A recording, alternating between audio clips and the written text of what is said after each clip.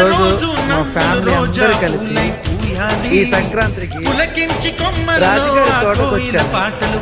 మా ఆవిడ గారు ఈరోజు ఇంటికాడ నుంచి మార్నింగ్ ప్రిపేర్ చేసుకొని మటన్, ఆ బొక్కలు, అలాగే మా చెల్లెమ్మ, మా బామ్మర్ది ఎప్పుడు లేదు ఈరోజు బల్లే డాన్స్ చేశారు. నలుగురు కలిసి అల్లుడు చేతులు కలిపి చిన్నోడు వీడు నాకు ఇప్పుడు చిన్నోడు.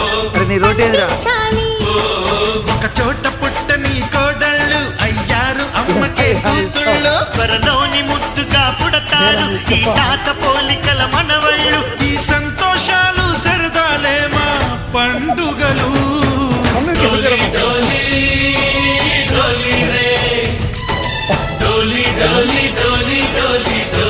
అలాగే మా చిన్న పాప హారిక, ఇద్దరు బుడ్డిస్ కలిసి ఒకటే ఎంజాయ్ ఈ సంక్రాంతికి.